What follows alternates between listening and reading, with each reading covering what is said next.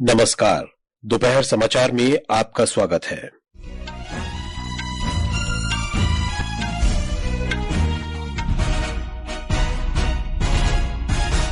प्रधानमंत्री नरेंद्र मोदी ने दूरदराज और माओवाद प्रभावित क्षेत्रों में चहुमुखी विकास सुनिश्चित करने के लिए महाराष्ट्र सरकार के प्रयासों की सराहना की। उत्तर भारत में घने कोहरे के कारण दृश्यता कम होने से कई ट्रेनों की आवाजाही प्रभावित। भारत ने भूकंप प्रभावित वानुअतु को राहत, पुनर्वास और पुनर्निर्माण प्रयासों में सहायता के लिए $5 लाख की राहत सहायता की घोषणा की। मोंटेनेग्रो में गोलीबारी की घटना में 2 बच्चों सहित 10 लोगों की मौत। अमेरिका में न्यूयॉर्क के क्वींस में एक नाइट क्लब के बाहर गोलीबारी में 11 लोग घायल। गणतंत्र दिवस परेड 2025 और बीटिंग रिट्रीट के लिए टिकटों की बिक्री शुरू। और हॉकी इंडिया लीग में राउरकेला में आज सूरमा हॉकी क्लब का मुकाबला यूपी रुद्राज से होगा। दोपहर समाचार के साथ मैं विशाल शर्मा। प्रधानमंत्री नरेंद्र मोदी ने महाराष्ट्र में दूरदराज और माओवाद प्रभावित क्षेत्रों में चहुमुखी विकास सुनिश्चित करने के राज्य सरकार के प्रयासों की सराहना की है। श्री मोदी ने कहा कि इन प्रयासों से निश्चित रूप से जीवन सुगमता को बढ़ावा मिलेगा और तीव्र प्रगति का मार्ग प्रशस्त होगा। उन्होंने विशेष रूप से गढ़चिरौली और आसपास के क्षेत्रों के लोगों को बधाई दी। इन क्षेत्रों में कल 11 नक्सलियों ने मुख्यमंत्री देवेंद्र फडणवीस के समक्ष आत्मसमर्पण किया था। श्री फडणवीस ने कहा कि अधिक संख्या में माओवादियों के हथियार डालने और नए लोगों को अपने गिरोह में शामिल करने में उनकी विफलता को देखते हुए महाराष्ट्र जल्द ही नक्सल समस्या से मुक्त हो जाएगा। मुख्यमंत्री ने जिले में वांगेतुरी गारदेवादा गट्टा अहेरी मार्ग पर महाराष्ट्र राज्य परिवहन निगम की 32 किलोमीटर लंबी गट्टा गारदेवादा वांगेतुरी सड़क का उद्घाटन भी किया।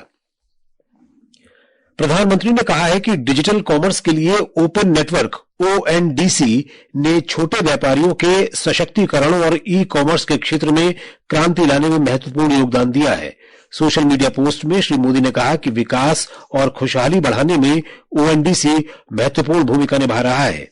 वाणिज्य और उद्योग मंत्री पीयूष गोयल ने कहा कि ONDC ने पिछले 3 वर्षों में असंख्य उपलब्धियां हासिल की हैं और व्यापारियों, विशेष रूप से लघु उद्यमियों के सशक्तिकरण में मदद की है। प्रधानमंत्री कल दिल्ली में विभिन्न विकास परियोजनाओं का लोकार्पण और शिलान्यास करेंगे। वे राष्ट्रीय राजधानी के अशोक विहार में झुग्गी झोपड़ी बस्तियों के निवासियों के लिए करीब 1700 नवनिर्मित फ्लैटों का उद्घाटन करेंगे और पात्र लाभार्थियों को चाबियां सौंपेंगे। श्री मोदी शहर में 2 नगर पुनर्विकास परियोजनाओं का उद्घाटन भी करेंगे। गृह मंत्री अमित शाह आज नई दिल्ली में Jammu Kashmir and Ladakh through the ages पुस्तक का विमोचन करेंगे। केंद्रीय शिक्षा मंत्री धर्मेंद्र प्रधान भी कार्यक्रम में मौजूद रहेंगे। इस पुस्तक को 7 खंडों में प्रस्तुत किया गया है और इसमें 3000 वर्षों से अधिक के इतिहास का संकलन है। सामाजिक न्याय और अधिकारिता मंत्री डॉक्टर वीरेंद्र कुमार ने कहा है कि सरकार घुमंतु और अर्ध घुमंतु समुदायों के उत्थान के लिए प्रतिबद्ध है।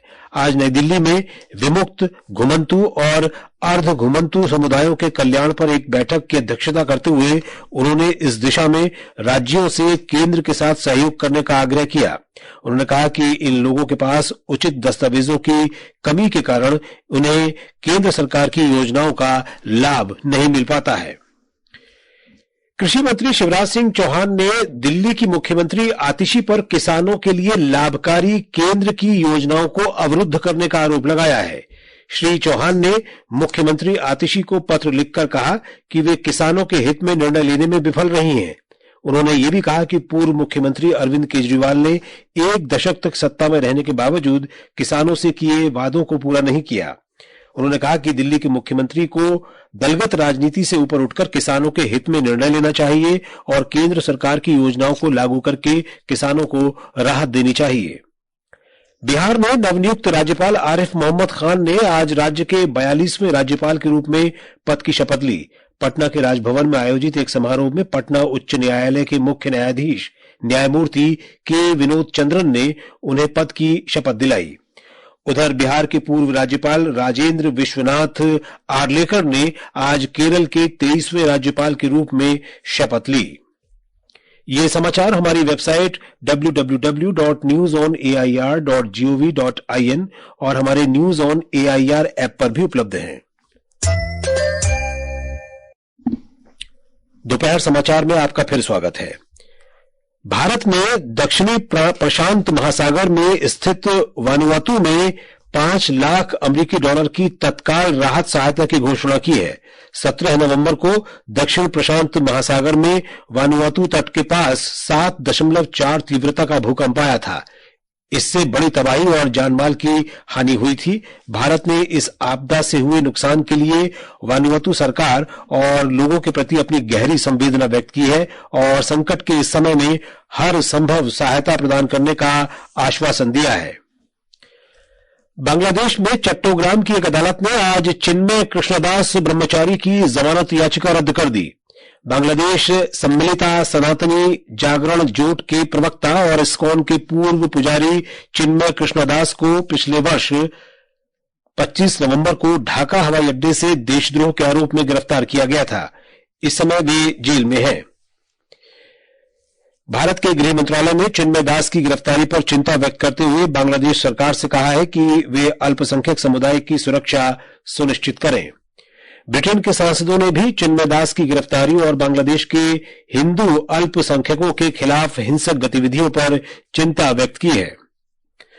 दुबई में भारत के महावाणिज्य दूतावास ने अपनी एमनेस्टी सुविधा के सफल संचालन की घोषणा की है। ये सुविधा 1 सितंबर 2024 से शुरू की गई थी।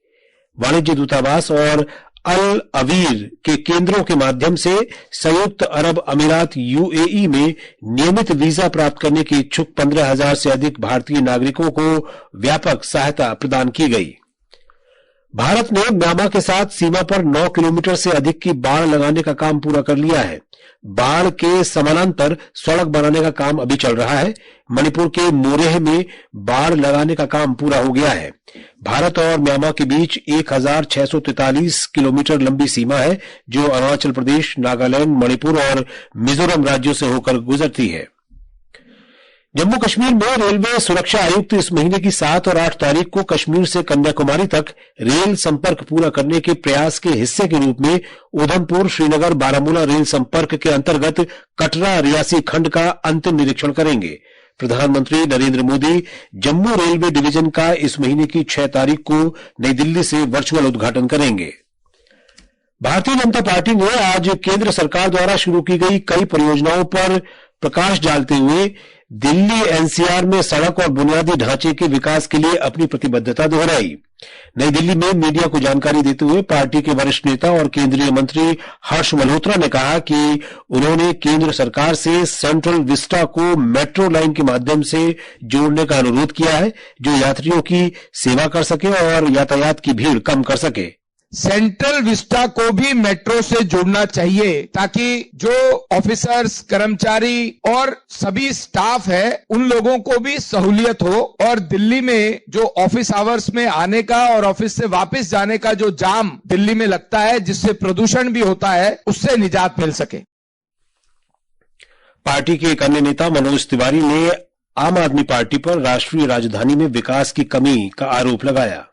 हम डेवलपमेंट में विश्वास करते हैं, मगर दुर्भाग्य से हम ये डेवलपमेंट भी विपरीत परिस्थिति में कर रहे हैं। दिल्ली में एक ऐसी सरकार है जिसका आधार ही झूठ है और लूट है। उसके बाद भी पीछे भी हमने आपने देखा, चाहे वो द्वारका एक्सप्रेस हो, NH-24 हो, प्रगति मैदान का टनल हो, मेट्रो की जाल हो, तो हमारा ये उद्देश्य है कि हम लोग उनके नकारात्मक सोच को छोड़ करके हम थोड़ा आगे बढ़े।